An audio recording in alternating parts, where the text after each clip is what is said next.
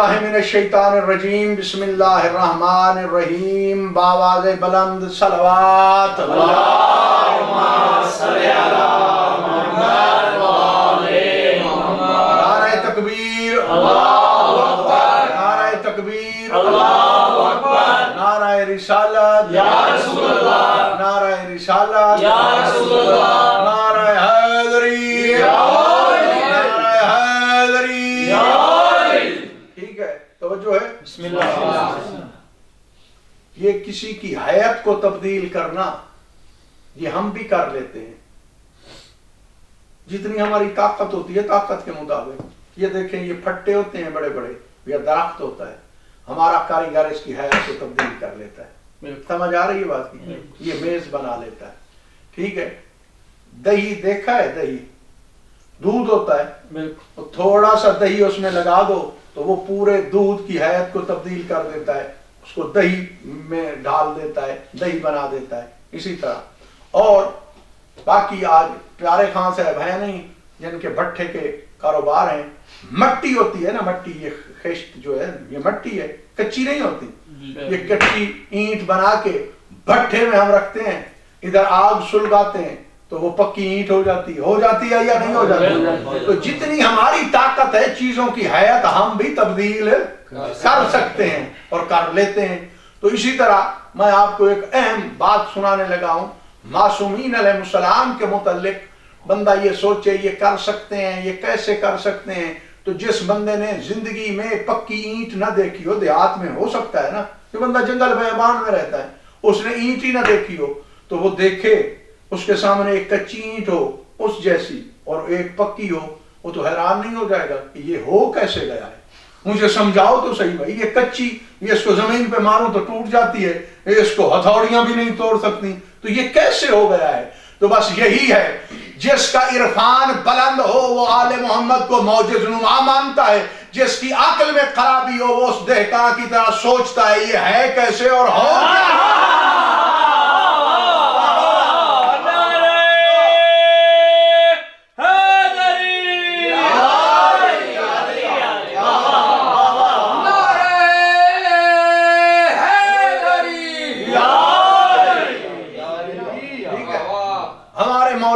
جعفر صادق سلام اللہ علیہ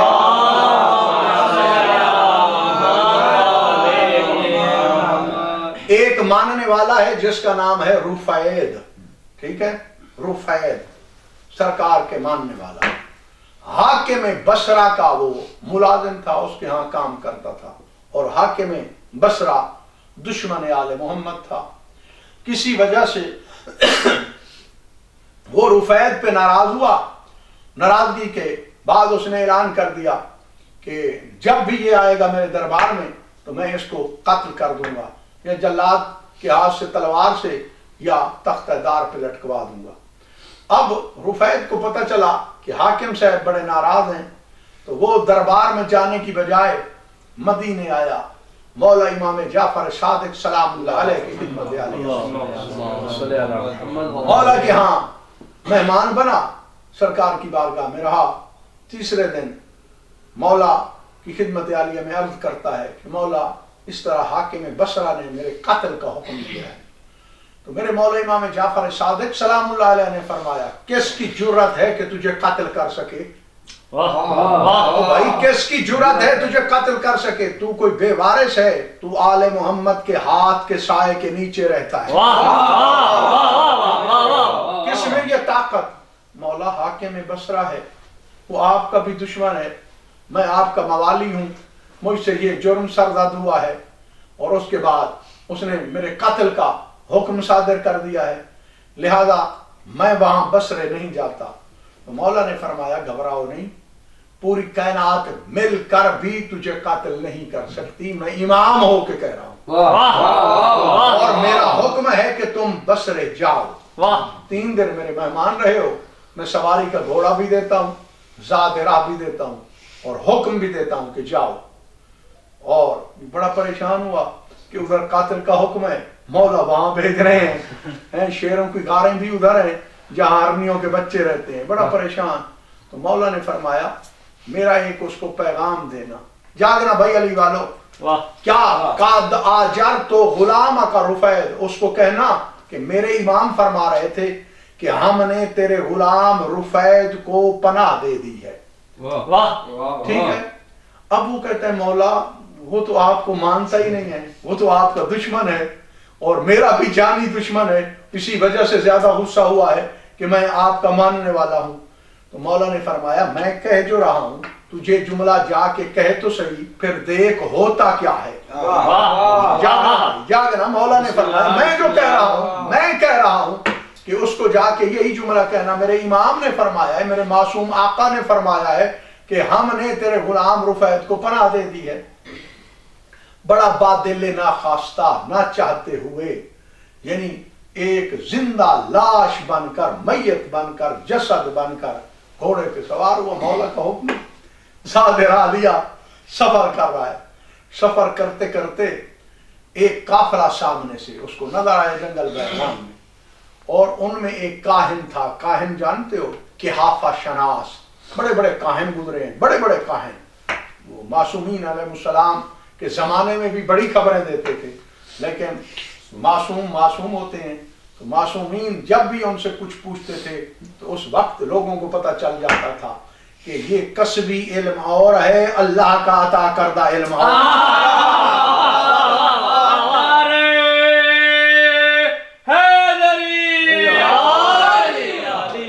وہ قافلے کے آگے آگے کاہن، اور کاہن بڑا ماہر تھا، اور یہ پورا علم ہے. جس طرح ہاتھ کی لکیریں ہیں نا، یہ پیشانی کی، گھٹنوں کی یہ لکیریں بھی، پورے جسم کی لکیروں سے بھی بہت کچھ سمجھا جا سکتا ہے. آنکھ کی بناوٹ سے، ہونٹوں سے، یہ علوم ہیں. اور جس کو جتنی دسترست ہو. تو اس نے اس کو سلام کیا، اس نے اس کو سلام کیا، جیسے آمنا سامنا ہوتا ہے. وہ کاہن قافلے میں سب سے آگے تھا. سلام کے بعد اس نے اس کو غور سے دیکھا اور کہتا ہے وہ کاہن، انی رائے تو وجہ کا مقتول، میں تو تیرا چہرہ مقتول والا چہرہ دیکھ رہا ہوں. ٹھیک ہے نا. تو پیروں سے زمین نکلتی ہے، اس کے پیروں سے رکابیں نکل گئی، گھوڑا نکل گیا، پوری کائنات ہل گئی اس کے سامنے، آنکھوں میں اندھیرا. حیران ہو گیا، بھئی اس بندے کو کیسے پتا ہے کہ میرے قتل کا بھی حکم ہے، جنگل بیابان میں جاننے والا نہ کچھ. بڑا پریشان ہوا، اس کو آدھی موت تو وہیں آ گئی. اس کے بعد اس نے کہا مجھے ہاتھ دکھا. ہاتھ دکھاتا ہے تو اس بندے نے آگے کہا انی رائے تو ید کا مقتول، تیرے ہاتھ بھی مقتول والے ہاتھ ہیں، یعنی تو نے قتل ہو جانا ہے، چہرہ بھی ہاتھ بھی. اس کے بعد وہ کہتا ہے کہ اپنا یہ اس وقت دھاگے کی تنیاں ہوا کرتی تھی کہ یہ کھول سینہ، میں تیرا سینہ دیکھتا ہوں. سینہ دیکھا اور اس کے بعد کہتا ہے انی رائے تو صدر کا مقتول، یہ تیرا سینہ بھی مقتول والا سینہ. بڑا پریشان ہو گیا. اس نے کہا پھر مجھے پشت دکھا. پشت دکھائی تو وہ کہتا ہے انی رائے تو زہرا کا مقتول، تیری پشت بھی مقتول والی پشت. اس کے بعد اس نے کہا تسمے کھول، مجھے اپنا پاؤں دکھا، میں تجھے بتاؤں مزید. پاؤں دکھایا تو وہ کہتا ہے انی رائے تو رجلا کا مقتول، تیرے پاؤں بھی مقتول والے. اب اس کے پاؤں تلے سے پوری کائنات نکل گئی. ٹھیک ہے، بالکل پریشان، اب تو یہ کانپ رہا ہے. اس نے کہا بھائی آخری بات ہے اور اس کے بعد میں تجھے لکھ کے دیتا ہوں، وہی کچھ ہوگا جو میں نے کہنا ہے، وہی کچھ ہوگا جو میں نے کہنا ہے. کیا؟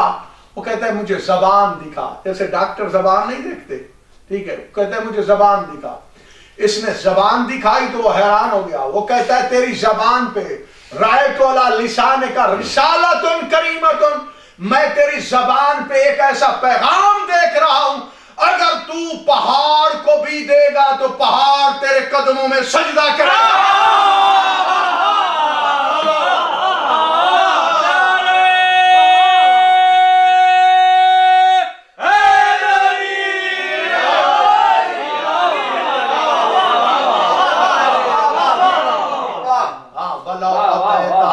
جیوال رواسی، بہت بڑے بلند و بالا پہاڑ کو بھی لخاضعت وساجعت لکا، وہ تیرے سامنے خضوع و خشوع بھی کرے گا، تجھے سجدہ بھی کرے گا. اب جا، اب تجھے کوئی نہیں مار سکتا. اب اس کو بڑی تسلی ہوئی، گھوڑا بھگایا، اب ہوا میں پرواز کر رہا ہے نا. ہوا کا گھوڑا، یہ واقعہ نا، اب ہوا کے گھوڑے پہ سوار ہے. جلدی جلدی جاؤں دیکھوں بھائی کیا ہوتا ہے. اب یہ بصرے میں داخل ہوا، لوگوں نے دیکھا، اور جس بندے کی موت کی خبریں ہوں تو وہ لوگ خابری پہلے خبر دیتے ہیں، بھئی بادشاہ سلامت تیرے انتظار میں ہے، تو کہاں آ گیا ہے؟ اس نے کہا بھئی آؤ میں تمہیں معجزہ دکھاؤں۔ تو کہتے ہیں اتنا معجزہ نما ہے تو پہلے بھاگا کیوں تھا؟ کہتا ہے پہلے دعویٰ تھا، دلیل نہیں تھی، آج دلیل لے کر اس نے کہا تھا دوبارہ جب مولا امام حسین نے پر دیے تھے نا، وہ کہتا ہے من مثلی، میرے جیسا کون ہے؟ تو ملائکہ نے کہا پہلے تو نے یہی نہیں کہا تھا؟ اس نے کہا پہلے دعویٰ تھا دلیل حسین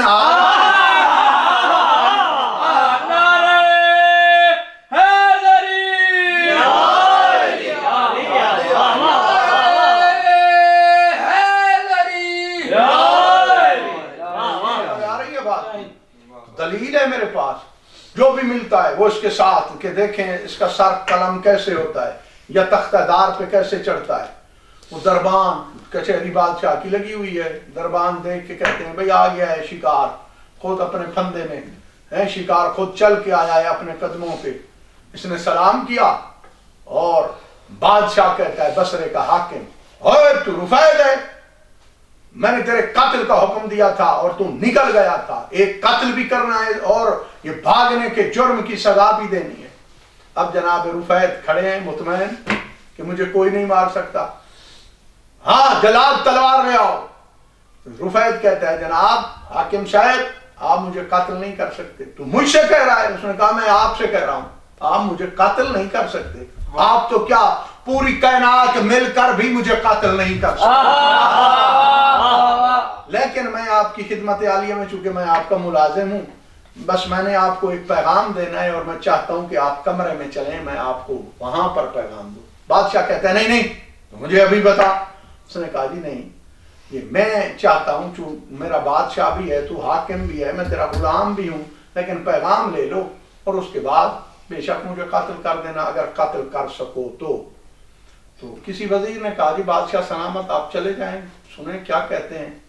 انہوں نے کمرے میں جا کے یہی کچھ کہا کہ میرے مولا فرما رہے ہیں، میرے مولا صادق امام کہہ رہے ہیں قد آجرت غلامک رفید، کہ ہم نے تیرے غلام کو پناہ دے دی ہے، مجھے مولا صادق کی عزت کی قسم۔ حاکم بصرہ نے اس کے قدموں پہ سر ٹیک دیا، کہتا ہے کوئی اور حکم ہو تو غلام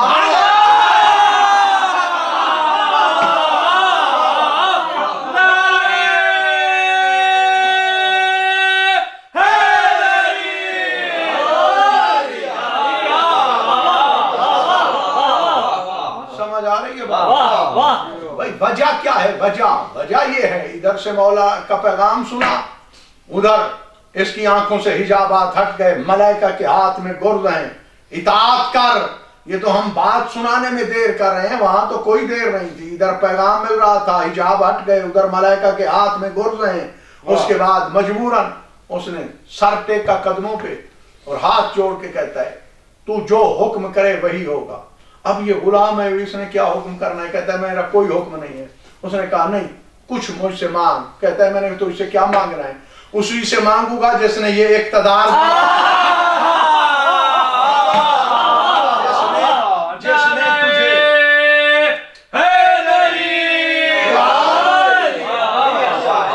تجھے میرے سامنے ذلیل کیا ہے، اسی سے مانگوں گا۔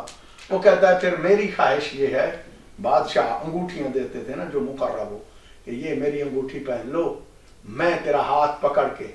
اس نے بھی حاکم بصرہ نے بھی ایک اور من کن تو مولا کا گویا اعلان کیا ہے، یہ اعلان جیسے رسول پاک نے کیا تھا تو یہ کر رہا ہے آ کے اپنے لوگوں کے سامنے، بھئی یاد رکھو، بات سنو، جس کا میں حاکم ہوں میرے بعد یہ حاکم ہے، جو یہ رفید کہے گا، جس طرح میرا حکم ماننا واجب ہے اسی طرح اس کا حکم بھی ماننا۔